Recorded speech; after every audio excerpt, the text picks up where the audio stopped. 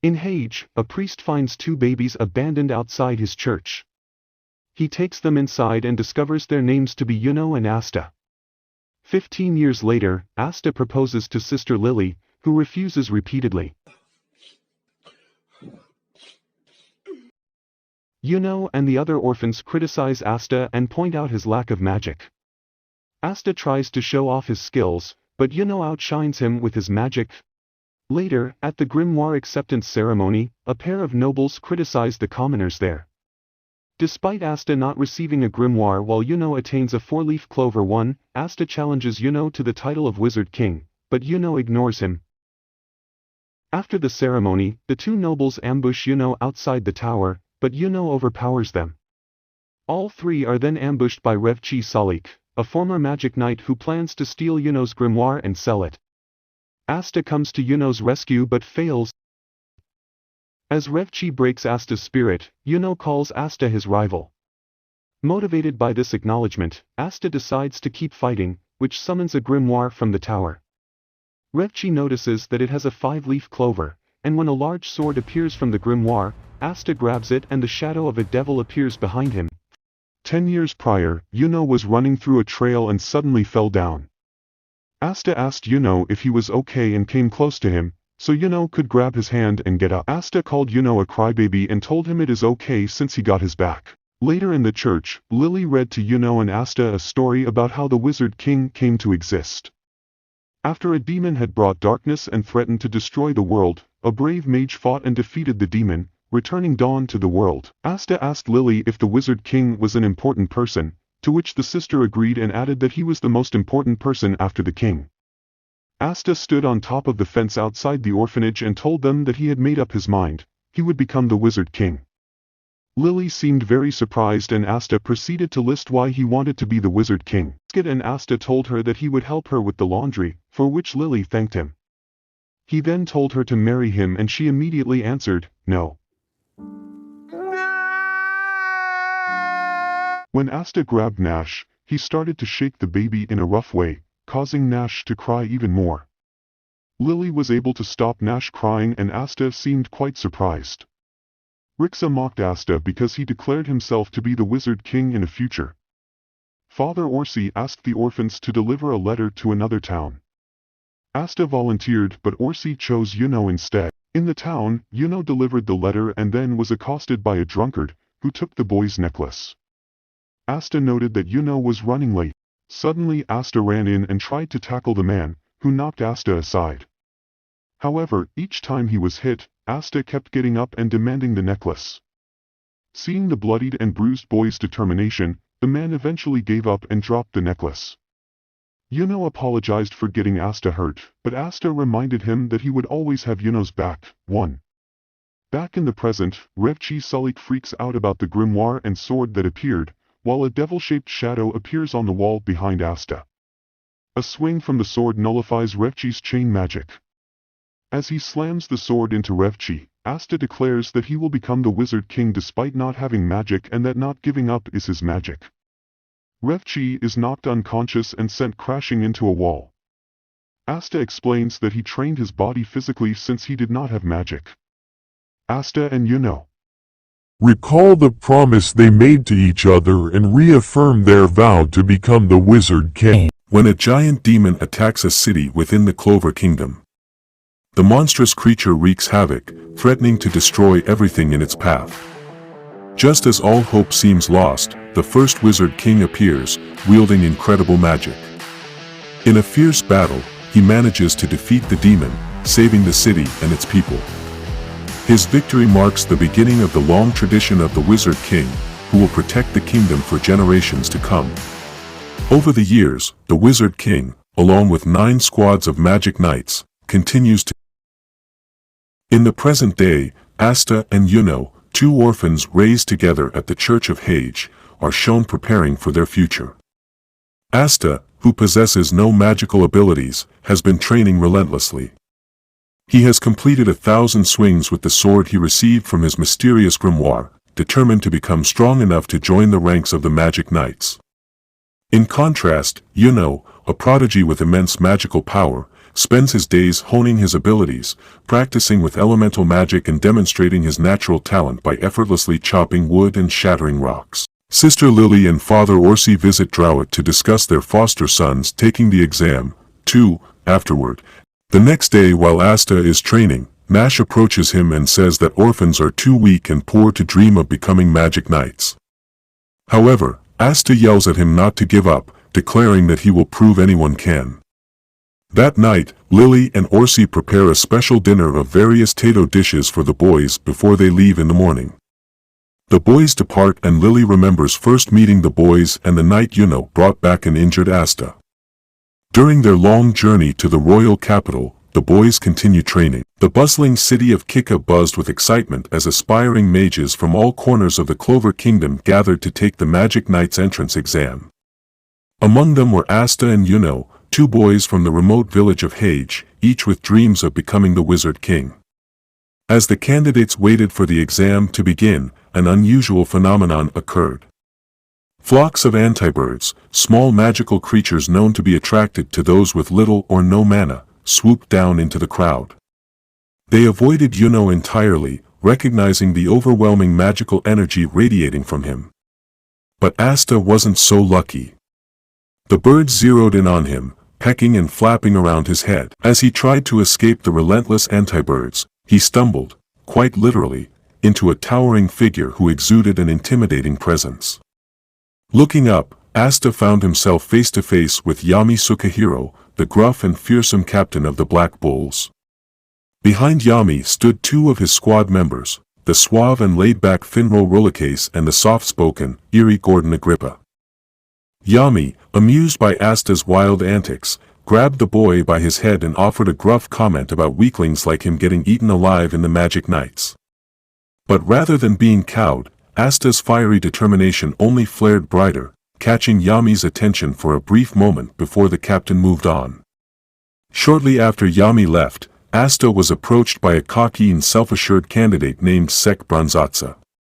Striking up a conversation, Sek offered Asta a rundown of the Magic Knight captains as they arrived one by one, each making a grand entrance. There was the regal Nozel Silva of the Silver Eagles, the commanding Fugolian Vermilion of the Crimson Lions, the wild and unpredictable Jack the Ripper of the Green Mantises, the elegant yet formidable Charlotte Roselay of the Blue Roses, the sly and mysterious Geldra Poiset of the Purple Orchis, the sleepy yet enigmatic Dorothy Unsworth of the Coral Peacocks, the youthful prodigy Ril Boismortier of the Aqua Deer, and finally, the radiant William Vengeance of the Golden Dawn, whose presence seemed to captivate everyone in the room.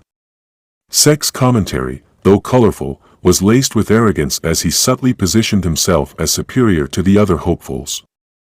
When the exam finally began, the candidates were subjected to a series of grueling tests designed to measure their magical prowess. Yuno dazzled everyone with his effortless skill, his wind magic proving both powerful and precise. In stark contrast, Asta struggled at every turn, his lack of magic making most of the tests impossible to complete. The final test of the day was a duel, where each candidate had to choose a partner to fight. Sek, seeing Asta as an easy target, eagerly volunteered to face him. He approached Asta with feigned friendliness, masking his intent to humiliate the magicless peasant in front of everyone.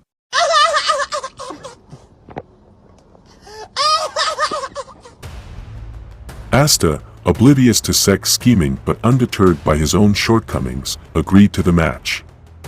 As the duel began, Sek confidently activated his magic, creating a defensive barrier and preparing to toy with Asta. But before Sek could make his move, Asta unsheathed his massive anti-magic sword. With a single, decisive swing, he shattered Sek's barrier and sent him flying,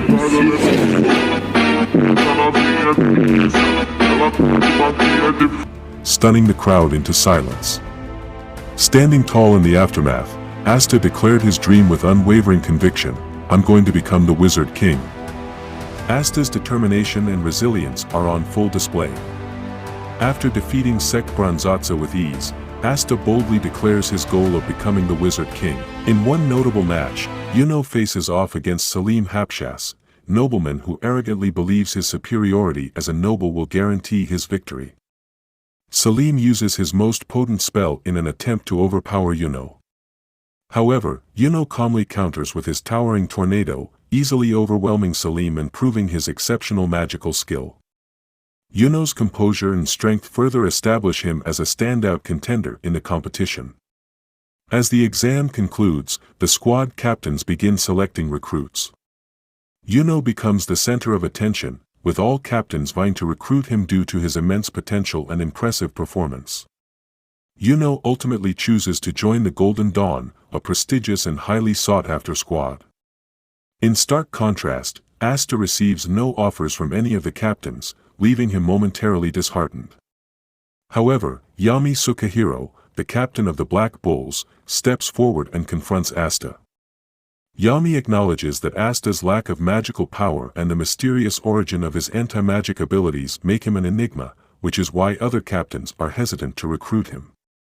Despite this, Yami sees potential in Asta's unyielding determination and relentless drive.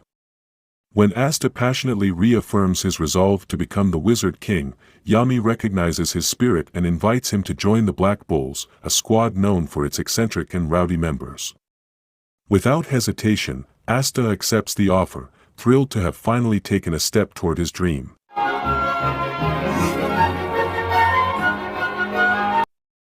Afterward, Yuno and Asta briefly reconnect to share their excitement about being chosen for their respective squads.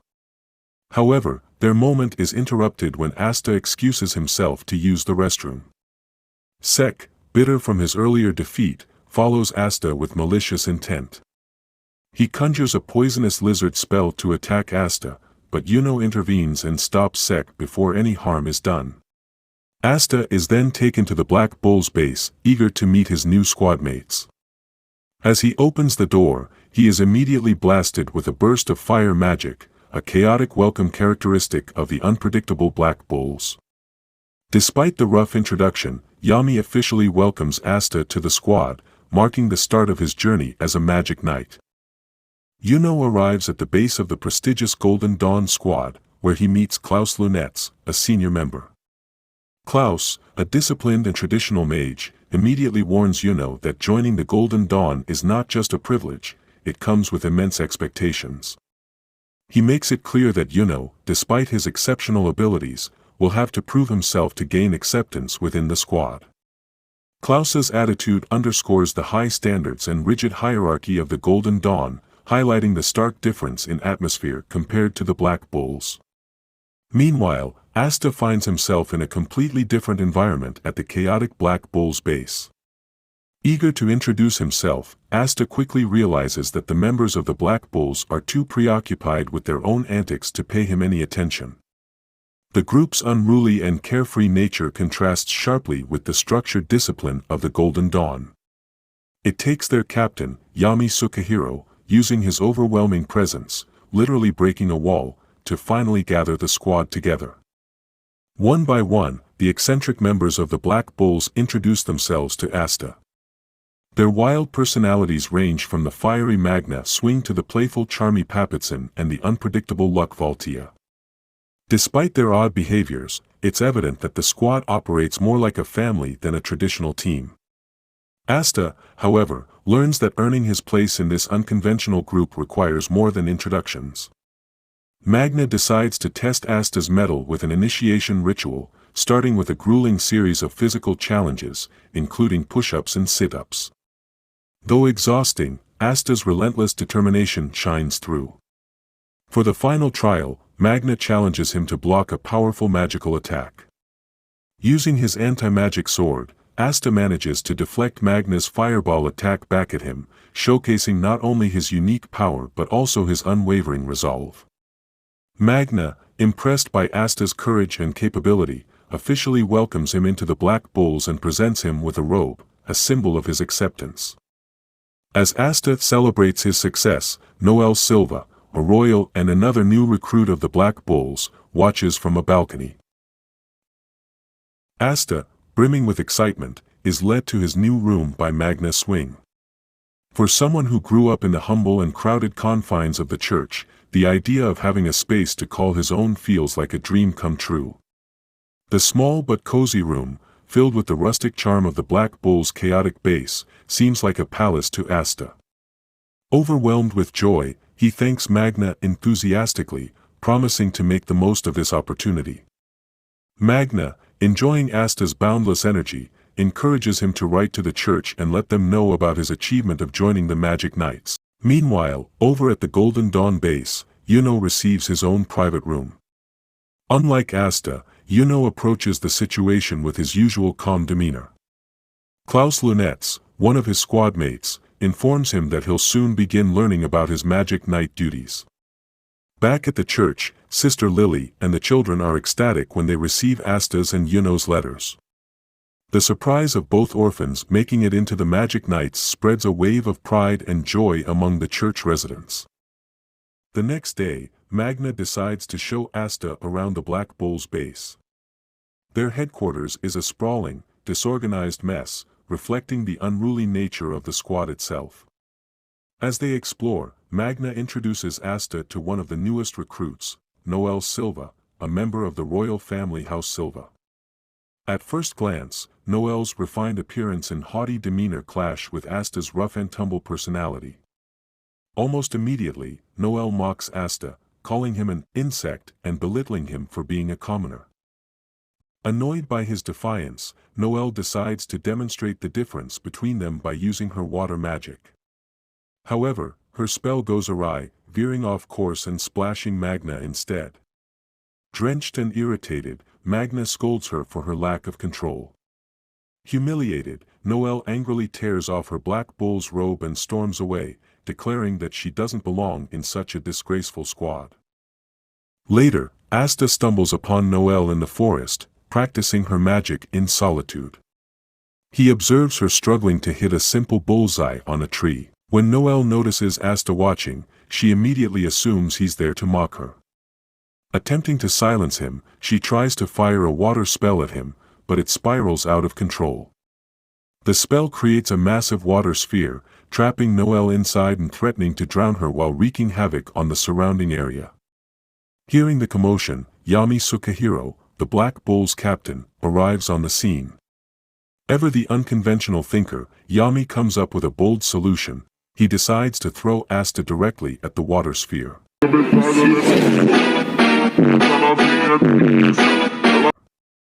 Asta's anti-magic sword pierces through the spell, breaking it apart and freeing Noel. Finro Rollercase, using his spatial magic, quickly intervenes, teleporting the pair to safety.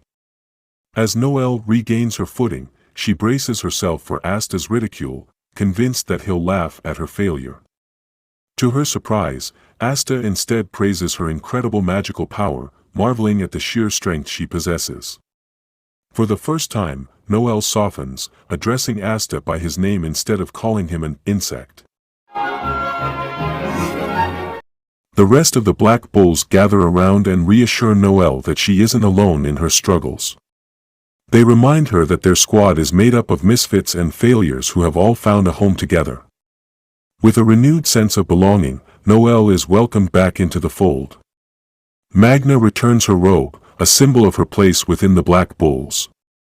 As she hesitates, Asta offers her his hand, helping her rise from the ground. In that moment, a bond of mutual respect and camaraderie begins to form between them, marking the start of Noel's journey toward accepting herself and her squadmates. Asta cleans, does the laundry. He realizes that he has no idea what Magic Knights are supposed to do. At breakfast in the cafeteria, Asta asks Noel Silva why she does not help him with the chores. She tells him that it is because she is royalty, but Asta believes that is not fair. Asta asks the group what Magic Knights are supposed to do. Magna Swing tells him that they protect the kingdom and handle security. Everyone else gives him their ideal versions of that answer. 1. Yami arrives and calls Magna to go with him on a mission. Asta asks to come along, but Magna says that they cannot bring any kids on an adult mission. Magna and Yami go to a casino and gamble away all their money and personal belongings. Yami asks for one more round and bets his grimoire. Instead, Sehi asks for them to do whatever he asks if he wins. Yami accepts the terms. They walk back to the Black Bull's base naked because they lost.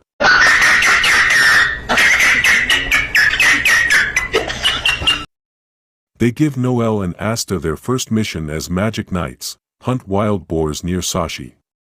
Noel wonders if she should go since she cannot handle her magical powers. Magna says that this will help her learn to control them and that any mess they make he will clean it up.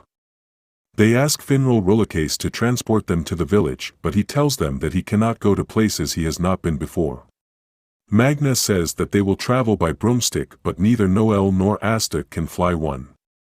Magna offers to give them a lift on his crazy cyclone and flies them to the village. Meanwhile, at Sashi, a group of people teleport there and defeat several boars. Heath Grace tells them that the magic stone is there and that they must find it. Asta gets chased by a wild boar while Noel, Silva and Magna swing watch. Noel tries to use her water magic to help him but ends up hitting him with it instead. Asta manages to take one down using his sword. He takes down the other 4 and they carry them back to Sashi. Along the way, Magna tells them about his nearby village and how when he was a kid he tried to take over Sashi. Magna challenged Seihi multiple times but lost every time. Seihi actually had enough power to become a magic knight and was the one who told Magna to take the exam. Magna says that Seihi was the one who showed him how to be a real man. The Black Bulls arrive at the village but find it covered in mist. Magna tells Asta to cut through it with his sword. They end up at the main square and find the townspeople huddled together with deadly ice spikes hanging over them. He finds Seihi on the ground, having been killed. Heath Grace sends a large ice block towards them but Asta saves them by cutting the magic in half. 1. Asta asks Heath why he is there, to which Heath responds that he is getting rid of the townspeople because they are beasts. Asta tells him that he will protect these people. Heath and his men create an infinite flurry of icicles. The Black Bulls try to defend the townspeople but Heath keeps creating more icicles. Heath says that if they give up he will let them live but Asta refuses. When Anna begs for Noel's help, Noel is inspired and creates a dome of water over everyone to keep out the ice. Asta uses the cover to jump through and attack Heath Grace. 1. But Heath breaks the boy's momentum by creating a patch of ice on the ground. Heath attacks Asta and Asta falls to the ground. Heath walks past him and tries to break through the wall of water. Magna knows that he must fight but is running low on magic. Suddenly, Asta attacks from behind but he is too slow and gets knocked back by ice. He tries again but is still pushed back. Magna decides to help Asta so he goes through the water wall to the outside. Magna tells Asta that they should recreate the Black Bull initiation ceremony, and unleashes Prison Kill Buckshot before collapsing to the ground. Heath blocks some of the fireballs and lets others pass by, but Asta deflects them back from behind, knocking them into Heath and his men. Meanwhile, Noel creates a small shield to protect Magna from Heath's counterattack. Heath is engulfed by flames that will not go out.